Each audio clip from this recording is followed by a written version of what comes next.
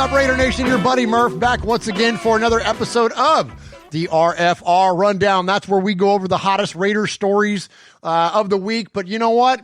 There's only one Raider story this week. We're just going to be talking about the Raiders' inaugural game in Vegas. That's right. The Raiders take on the Saints this Monday Night Football. Allegiant Stadium will be on full display, and they're bringing out literally all of the All-Stars, all of the history of the Raiders to celebrate this monumental, season, this monumental game and the Raiders' history. So we're going to talk about that tonight. We also got a great conversation coming up that we're going to talk about here in just a second. But first, before I get to that, let me welcome in my co-host for the night, one of my best friends, my co-host, my cousin, Sonny from the West Coast. What's up, Sonny? Not much. Josh from the Mid-East Coast, Tennessee, whatever that's from. I live in the South, Sonny. I live in the South. Okay, yeah, the South. Happy to be here. Happy to be back. Raiders are 1-0, so it's always fun doing a podcast, and the Raiders are 1-0. And they're playing their first game in Vegas this week, Murph. I feel like that is like such a monumentous thing that we've been talking about and not talking about, and all the naysayers and all the, yay, it's going to happen. Like they're doing it, man, and you're going to freaking be there, like as close as you could possibly get. How cool is that? It is, man. It's an amazing feat that the Raiders have even gotten to this point. And let's just jump into it, man. Like Sonny and I, for those of you that are new to the show, and we get new listeners all the time. So first and foremost, thank you for supporting us here at Murph's Fan Cave and all the Murph's Fan Cave shows. But so for those of you that are new, Sonny and I are from the Bay Area. We're from San Jose, California originally, and come from a long lineage of Raiders fans, uncles, dads, a lot of folks even our grandmother was a sports fan. And so we come from a long line of Raiders fans and Bay Area sports fans, the Raiders, the A's, the Warriors. And so our fandom was formed in San Jose. And again, especially in the East Bay. The East Bay sporting teams, the pro sports teams, were kind of like I want to call it religion. I want to say that, but like our heroes, they were our superheroes back in the day. They were definitely, and stories that your dad would tell us about Phil Villapiano and Otis Sistrunk and Jack Tatum and, Cliff Branch and Mark Van Egan, and I could go on and on. The Mad Stork and Twos and, of course, Stabler, the all-time greatest. Those stories formed this fandom in us, and to where, like what Sonny said, they were like our superheroes. It wasn't, I read comics as a kid, but the superheroes to me were those players, because back in those days, you couldn't watch them on YouTube. You couldn't go back and, you know what I mean? You could only, those plays and those players lived on through the stories that those men told us. So that's what formed our fandom. And so we go on through the rest of our life. Sonny and I grow up. We end up starting off this podcast thing and then ultimately form this Raider podcast. And around this, not long before we started the Raiders podcast, we made a commitment to go to a Raider game every single year, even though now at this point we live in two separate parts of the country. Sonny's in Oregon, I'm in Tennessee, but we still went to Oakland and we still went to road games. We've seen him in Atlanta. Where else, Sonny? We've seen him in Tennessee who knows how many times. Numerous times. Yeah, you know what I mean? And so but now, so all that said, that's what's formed our fandom. And we grew up, and I'm going to shut up because I'm talking a lot, but I'm fired up.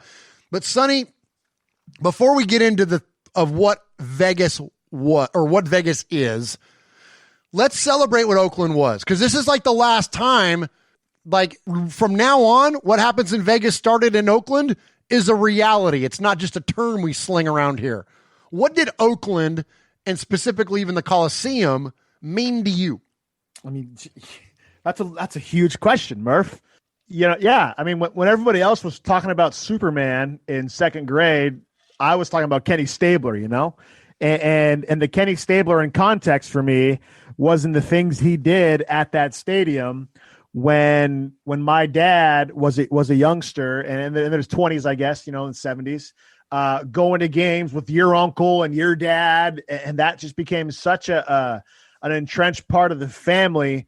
And it was kind of one of those things where, like, when Grandpa has a story and you've heard it 1,000 times, but nobody can tell it quite like Grandpa tells it, and so you always want to hear the same story over and over and over again.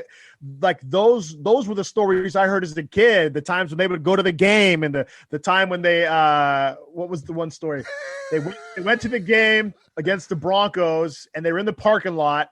They didn't get any tickets. Raiders get the ball. They drove down and scored a touchdown. So like, son of a man, what are you in there? So they get tickets. They go in there, and the Broncos shut out the Raiders 28-7 after that point or something like that, but the way they would tell it, it was like you were there with them, and it was like the most exciting thing to ever happen in the world. And when you're a little kid here and you're a superhero father, and these uncles tell you these stories.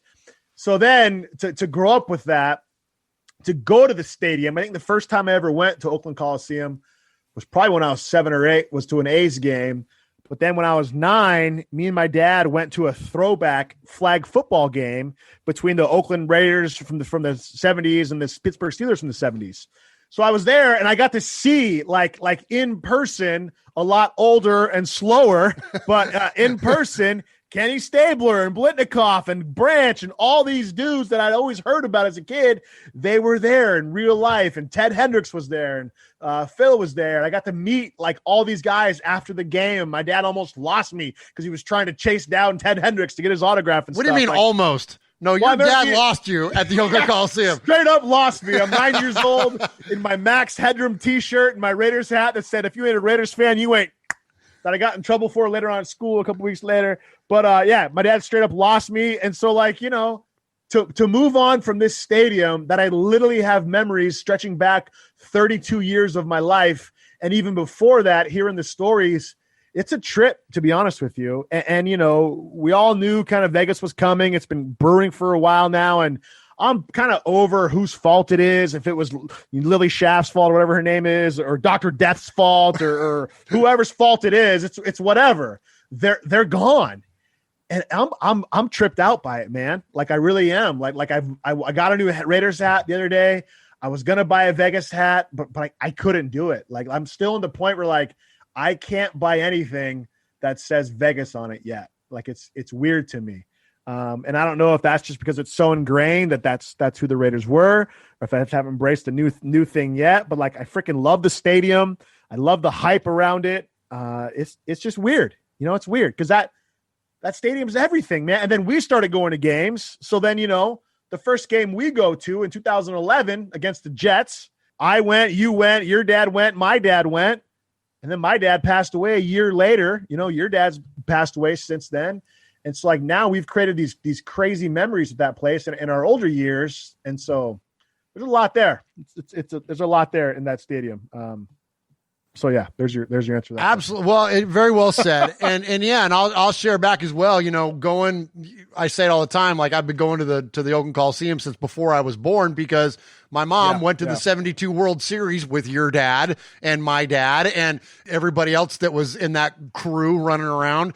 Because Sonny and I's, the sides of my dad and his dad, and so Murphy's and the Saltalamakias, we're all friends growing up. And so they would all go to games together. They'd all do stuff together. So my dad, the Murphy, married the one Saltalamakia girl at the, what I mean? Like, so they all used to hang out together and they would all go to games together. So they all go to the 72 World Series. And that's in, October of 72, and I was born in March of 73. Like, I've literally been at the Coliseum since before I can remember, and I have endless memories of going there with my dad, going to see A's games. Sonny, I've been there to see the Rolling Stones. I've seen monster truck rallies. I've seen, you name it, dude. I've seen endless amounts of events and things and concerts and Day on the Green and all kinds of stuff. Like, literally the Oakland Roadster show. Like, I could just go on and on. But anyway, so being in and around that place, there's a lot of history, personal history. And I know I'm one of thousands upon thousands of stories, just like you are. And we had an affinity for that place because it's the Oakland Coliseum. And it didn't matter that it was a dump. It didn't matter that it became a dump. It was our dump. That's right. And it wasn't a dump back in the day. When I was a kid growing up, and you too, Sonny, and this is not a shot at Al Davis, but before Mount Davis, there was this beautiful ice plant out there in the outfield. You could see the hills in the background. Yeah, it was a nice field. It was a nice place to go see a ball game.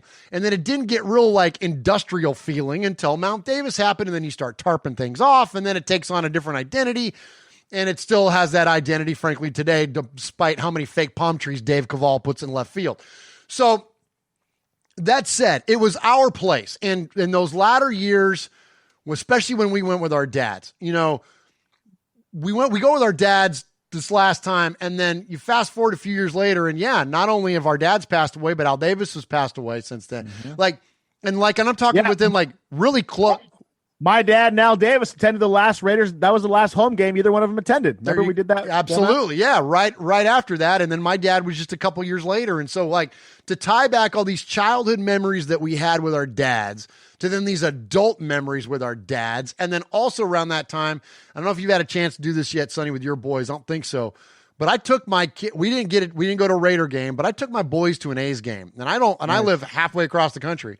But we went out to visit.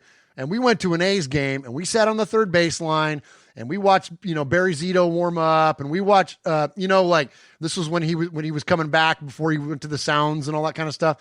So we got to experience a lot of what was going on with the A's, and it was like, after talking and now telling stories about A's games and telling stories about Reggie and Ricky Henderson and Carney Lansford and Walt Weiss and the Bash Brothers and Mike Gallego. Gallego and Henderson and Stewart and like all that stuff, telling my kids about all that. And then we were there and I was there with my boys and watched them watch an A's game. It's just, that's full circle for you right there. Full circle, dude. And so, all right. So I said all that to say this, that's our place. And it's weird going to Vegas, but I love it. And I got Stay in Oakland hanging up just over here to my right, that sign that we got when we were in town.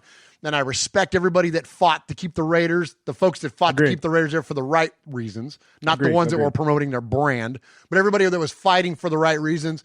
So much respect for those folks.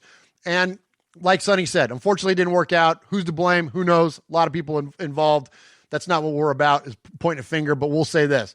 I'm going to miss it. And I wish there's a part of me that even though I don't live there anymore, will always be in the Bay Area. Will always be part of San Jose. 100%. Will always be that kid from the Bay, still wear Dickies and pull my socks up high, man. Like that's never going to go away.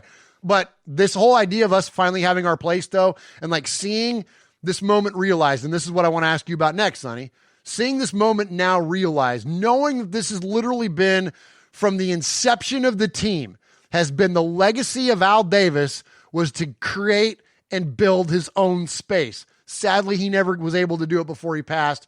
Thankfully, now his son has picked up the mantle. And, the man that only gazes upon you like one man that loves another man can, has gotten this thing done, Sonny. And it's a freaking gem in the desert. So now, how do you feel? I heard you say a minute ago it was weird, but how does that feel that we got our own place and it's state of the art? I missed the crap. No, just kidding. I missed the crap bowl. I mean, I don't think I'm gonna know until I go. My wife is 38 weeks pregnant, and I've been desperately trying to convince her to let me just fly down there real quick, watch the game at the stage door, and then fly back home. I'm like, I'll be gone 10 hours. You're not gonna have a baby in 10 hours. Take a sleeping pill. But I don't think I'm gonna be able to do it and keep my marriage and my kids. So she'll have to find another husband. No, just kidding. But like every ounce of me wants to be there. I know you're going to be there, and Max is going to be there, and Kevin the Raider Nerd is going to be there. Like everyone, it's like the christening of the new party. But like I'm not going to be able to be there, so I'm a little annoyed about that. At the same time, though, like it is the start of like the new and the start of. I mean, it's just the start of something new, and that's exciting and that's cool. And you think and wonder, like the Raiders are always known for like don't the Raiders have the most named games? You know what I'm saying? Like Ghost of the Post, Immaculate Reception, Sea of Hands. Like the Raiders have the most named games, and a lot of those came at the Oakland Coliseum.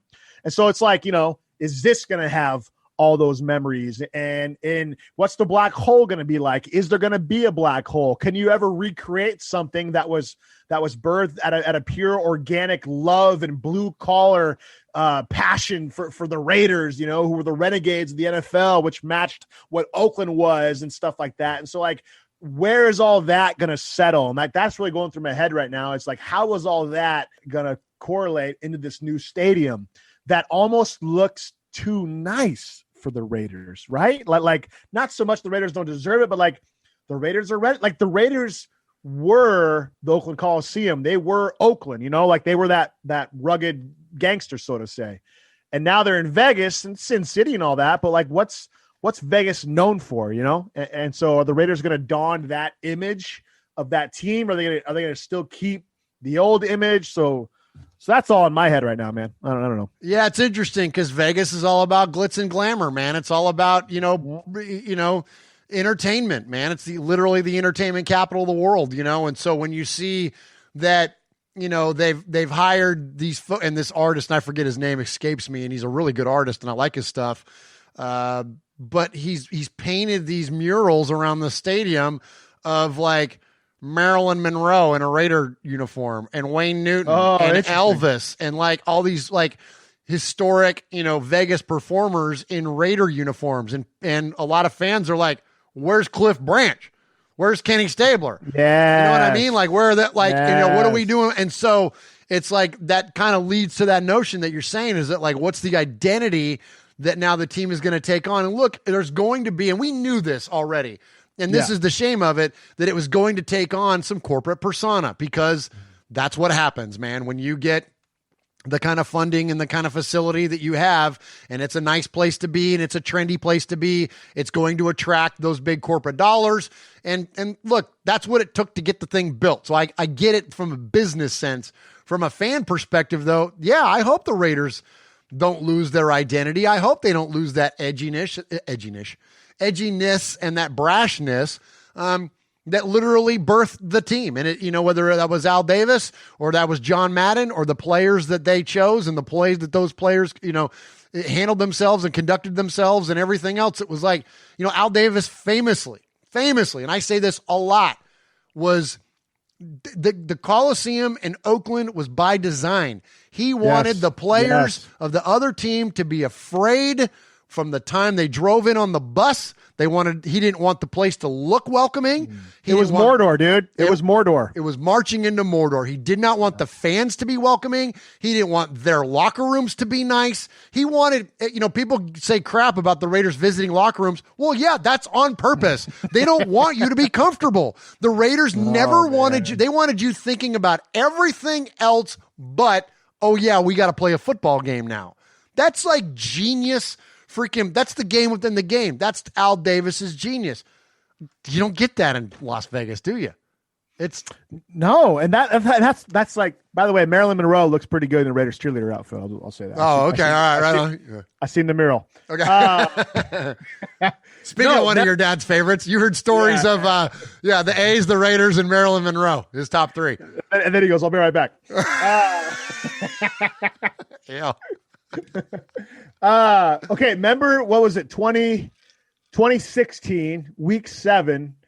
Week 7 or week 8. We're at the night game, the Sunday night game against the Broncos. Remember that? Oh my gosh. Remember that, right? Oh, and so that was 2016. That was the year we started out 7-0, and we played the Broncos on Sunday night. We were 6-0 at the time. And the Broncos, we all hate the Broncos. And it was a night game, and like it was in November. And that was like, that is probably number one. The A's postseason game was really cool, but that game is probably up there as number one of my favorite sports moments of my life, because at night in Oakland, hated rival, momentum, the season, there was this new Khalil Mack, Derek Carr, like things were coming together. We were 7-0. We overtook the Broncos, I think, that week for the number one spot in the AFC West. And that was the year that we were the media darlings. And it was like, it was the coolest freaking thing, man. And at night, everybody's dressed in black, and like that stadium was just going crazy, like freaking amazing, like that was one of the greatest sports feelings of my life. And I just don't know if we're going to get that in Vegas. Maybe we'll get something cooler. Maybe it'll be the new greatest show on turf, or the greatest show on the fake grass, or the real fake grass they have in there, or something like that. Like, you never know, but it's just going to be hard to like replace what was. And so maybe that's the rub in all this, is we don't look at Vegas to replace or to be in spite of Oakland. It's with Oakland, right? So the Raider legacy will be Vegas and LA and Oakland combined, and not like competing with each other. Does that make sense? Yeah, absolutely. And I think that's the best way to look at it, frankly, is that, we got to look at it as a separate thing. We definitely want to see and I don't have any doubt that Mark Davis and everybody else in the organization is going to carry the mystique of the team with them. They're going to carry. Look, he just hired Marcel Reese to work in the front office. I can't love that enough. Dude. I know, right? And so, like, he's got such a reverence for the history. When we met him, and I was joking earlier about the way Mark Davis stares at another man being Sonny, but you look, we met him at the Bolitnikoff Foundation dinner, and he is surrounded by, and the reason he's there is because it's George Atkinson, it's Lincoln Kennedy, it's, you know what I mean? It's like Art Shell. It's like all these Raider greats are congregated in one place. And so Mark shows up because that's his crew. That's where he lives. Like, that's his thing. So I have all the faith in the world that he's going to carry that into Vegas as much as he possibly can. But that said, it's just going to be different. And it was different when they moved to Los Angeles. Look, we're Bay Area guys. I just rhapsodized a while ago about all these wonderful memories about the Oakland Coliseum. So did Sonny just share some, and I'm with you, dude. That's probably the greatest football game I ever went to, considering the company and then the game itself and the mystique and everything else and the visual aspect of it. It's just gorgeous. That all that said, being that we're such staunch Bay Area guys, I wasn't happy as a kid when they moved to Los Angeles. Los Angeles is where the Lakers and the Dodgers live. We hate them. You know what I mean? It was like, this was not like, it's still there in California. No, it was like, no, damn it, they're going to LA. That was like the rival city, man. You know? Absolutely. We couldn't stand those teams. And our dads and uncles and stuff weren't happy about it either. And they started finding fandom in other areas. Never stopped being Raider fans. But you know what I mean? Because they were diehard no matter what. But point being, though, is that it dinged them a little bit. You know what I mean? It was like, LA, ouch. You know what I mean? It was like, out of all the cities.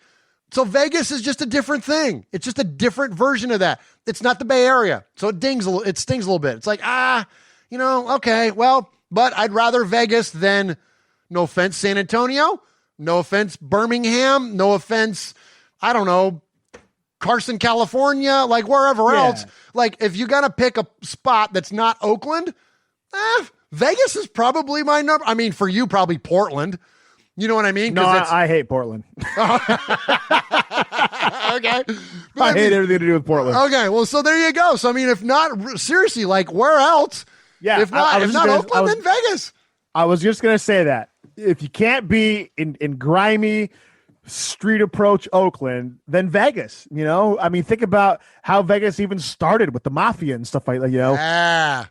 Allegedly. They're businessmen, Sonny. They're businessmen. You think about all the stuff that's gone on in Vegas and stuff like that, and it is the show capital of the world and stuff, you know. And so let's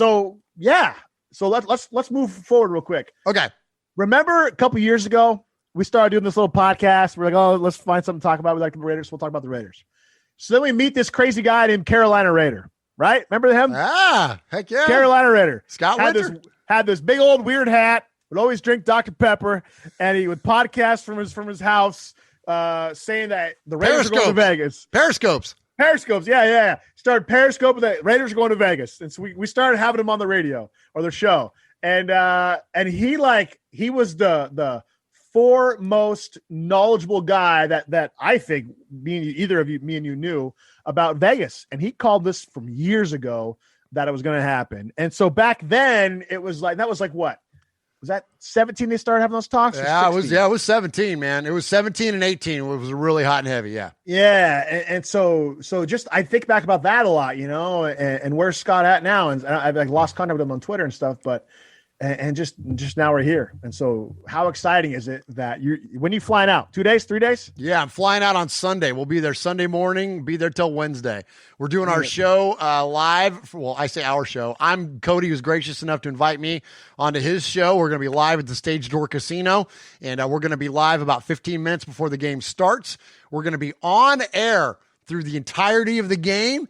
And then you are? Yeah, and then we're going to do a post-game show afterwards. So the good news is that while we'll be live on air throughout the game, also good friends Kevin the Raider Nerd, Cody's partner in crime, Kenny King Jr. Is going to be on. Speaking of Raider legends, Kenny King Jr. will be on there, and we're going to have a host of people that you've heard on different various shows and whatnot. Gorilla Real I know is going to be there. So there's going to be a lot of very recognizable faces and voices and Raider fans all cycling through during the course of the game. So we'll have a chance to enjoy the game and not just be, parked on a podcast the whole time. But then, yeah, and then Cody and I will do a post-game show afterwards, and it's going to be amazing, dude. I can't wait. And since we're on that topic, I got one more thing I want to shout out here real quick. Sonny, a couple years ago, we realized that we could generate revenue with this show. Pardon me, Raider Nation, I'm going to tell a little tale here, but this is something I think is so cool. And it's all because of you guys anyways, not me or Sonny or Uncle Mosh or anybody else. So a couple years ago, we realized we could raise money by advertising, merchandise sales, et cetera, et cetera. When you get a big enough audience, people start approaching you for different things, and you realize you can generate money. So we elected the Bolitnikoff Foundation as our charity of choice. And last year, we all had the good fortune of presenting them with a check for $2,000. And Sonny and Swag Jeff and Uncle Mosh and myself went down to this dinner and had a chance to not only attend the dinner, but present our donation live, had this really amazing experience doing that and giving. And because that's what it's all about. This Raider Nation thing is La Familia for a reason. And it's all about giving to others. And we realized when we could do things with our show, we wanted to give everything away. We didn't want to keep anything for ourselves. We wanted to give it away. Simultaneously, or just right there afterwards anyways, Cody realized the same thing. So then we had a revelation then amongst ourselves here lately is that, Cody is like-minded as we are, Sonny. He's, and those of you listening, Cody wants to benefit others. He wants to give things away. This is a way for us to consider it not, tithing you do without drawing attention to yourself. So we don't consider it necessarily a tithe, but we do consider this a serve. And we want to serve others with our platforms. And so being that he had this incredible fundraising effort for the Greater Youth Sports Association of Vegas this last year, we got together and decided we were going to combine efforts and form a foundation, and we're going to announce everything officially on Monday, but you're going to hear it here first. The One Nation Foundation officially as of today is a complete entity. It's done. We've got our accounts set up. We're ready to go, and we're going to roll a lot of stuff out upcoming in Vegas, and I could not be more thankful for the timing of all of this, and could not be more thankful for Raider Nation and the way that you all support all this stuff, because it's not us. We just put these things together. You guys are the ones that fund it. You guys are the ones that pay attention, hit the subscribe button, buy stuff, do all those things, send in those donations. And so all of this whole little thing, and I'm rambling here, but I really want to get all this out. Sonny and I started this thing a couple years ago, or a few years ago, or however long ago. We started podcasting together back in like 2013. But Sonny and I started this thing because we love the Raiders. And we wanted to talk to other people about the Raiders because we knew we were passionate about the Raiders and we knew we could do that. And then ultimately from that inception of he and I getting together on a little podcast and talking about this football team has now grown into this beautiful community of Raider fans, and that are now extending out and reaching out even further and are now benefiting others that at times are less fortunate or that just need help, man. And there's no better way to exhibit Christ's love, man, than to serving other people, serving and giving and working for. And so that's what we're doing with this thing. And dude, I hope that's okay that I just rambled all that stuff off there, Sonny, but I want to honor you in it. I want to thank you for it, because none of this stuff happens without what you and I decided to do back in the day. And there's a lot of things that happened in between then and now, but ultimately, man, like I'd have never, ever, ever thought that I was going to be in Las Vegas on a Monday night, not only, talking to thousands and thousands and thousands of Raider fans, but rolling out a nonprofit organization that I'm part of that gives back to the community. Like, what the hell, dude? Did you expect that? Like, well, yeah, that's why I asked you to be my co-host. It's crazy, bro. So I had to vent, man. This has been a wild couple years, man, and especially the last year has been insane. Think about last November when we got off the plane, and I really need to shut up because we're gonna get long, and I want to hear you. We get off the plane. Keep talking, Murph. Keep talking. We get off the plane. It's the one thing you do really well, better than anybody else. So keep gosh, I know I can't shut up. That's why I got a podcast. We get off the plane. We hang out. We go to the Bolitnikoff dinner first. That's like early November to now, not even a year later. Think about all the stuff that's gone on in the Raiders fan radio community, and just it's insane, dude. From that time to now, like it's nuts, dude. It's nuts, and it's not us. It's Raider Nation. You know, it's the cool thing. A relationship demands a context. And what I mean is that a friendship, a marriage, a partnership, any kind of ship demands a context for the ship, meaning that you need to have some reason to get together. You know, once you become super established in your relationship, whatever relationship it is, then you can get together for no good reason. But for the most part, we need a context for a relationship. And the cool thing about the podcast that I didn't realize until after the fact is, and really you knew about podcasting long before I did, and we always tried to do something that was like more than just sports, right? Remember we had like this dad's podcast for a while. We want to talk about being cool, you know, how to be fun dads or whatever. We've done a whole host of different kind of podcasts, but it always led back to the Raiders. And the reason we tried to do something else is because we thought, well, we just can't talk about sports. But now what you've started to do, and you and Cody are joining forces now, is now you're using the context of the podcast and the relationships you've built from that context for even a bigger and better context and relationship with those outside of the podcast to benefit people. And that's just the coolest thing in the world, because there's nothing better than giving back. Like getting a present's great, but giving a present is even better. And I love that. I love that a guy who once called the show to flush the toilet on the show is now like part of this inner circle of friends, you know, called the Made Men, and he moderates the YouTube chat every single week. And literally, he was like Ron Alliance who like flushed the toilet on the show, you know. Yeah. I love that, man. I love that guys who call into the sports show, because really, if you think about it, from an objective point of view, no grown man should ever call a radio sports show, right? Like it doesn't make any sense, right? Like I'm going to call in to argue about a team that I have no control over, but I'm going to show you my passion. Like objectively, it makes no sense whatsoever. But from an emotional and subjective point of view, it makes perfect sense, right? And so I love that this little show created this platform to like bring people together and stuff like that, man. And I was really reminded of that because I had stepped away from the podcast a year and a half ago. I caught the Philip Rivers disease, started having too many damn kids. And I've been away. You figured out what's caused that yet?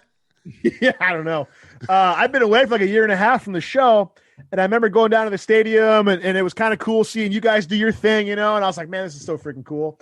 And then Bobby Wasabi came up to me and I had no idea who the hell he was. I thought he was just some drunk Raiders fan.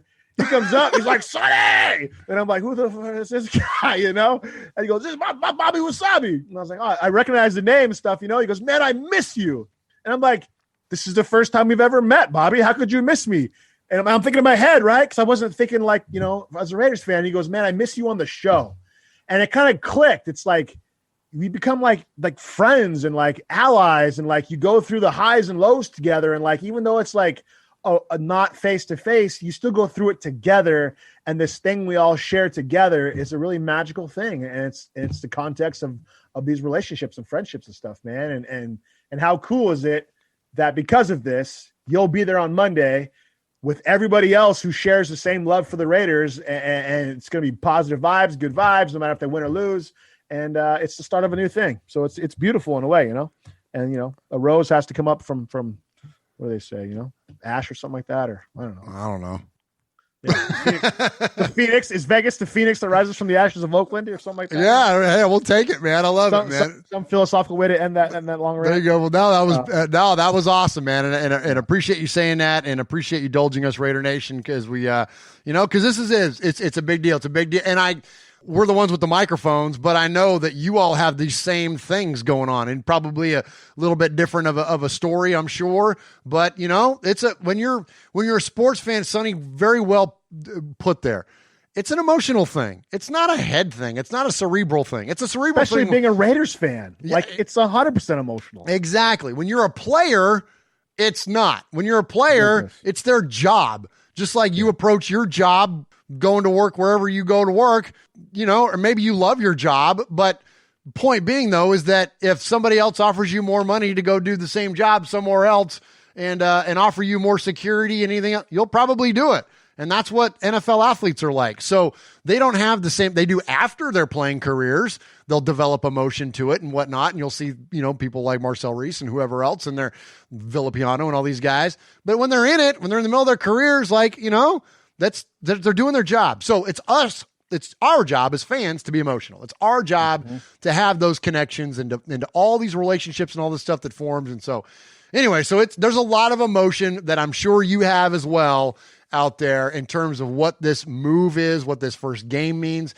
And even though this is the first season as the Las Vegas Raiders, this is the first game in Vegas. And this is just, man, it's almost surreal. And it is surreal. Yeah. It is surreal. It's a trip, dude. And I don't know how I'm gonna be. We're gonna watch it at my office. We got these new TVs in our offices at work. And so I'm going to hang back with a couple guys from work and get some pizzas and stuff and watch it. But it's going to be weird, man. It's going to be weird. It's going to be cool. And then just like the whole no fans thing, it's just like the Raiders can't catch a break, it's just like, for how many years have we wanted our own stadium? We get it. Oh, by the way, no fans. Yeah. It's just like, well, is that's the most Raider thing to happen yes. in the history of Raiders. Here's your new stadium, but no fans for the first year. Yeah, no you couldn't write that. You know what I'm saying? That's just nuts. That's nuts. It's crazy, man. And I'm look, I love obviously Uncle Mosh and the way that we grew up with him telling stories of the team, and my best friend Swag Jeff and the way that he's become part of Raider Nation. But Sonny, you and I started this thing, this whole Raiders fan radio thing, and so to have this conversation with you at this moment, that's pretty poetic here in my little world, man. So thank you for being on the show tonight. Yeah, man. Thanks for having me. It was cool. Absolutely. Okay. Parting thoughts, Sonny. We going to win or what? It doesn't really matter, Josh.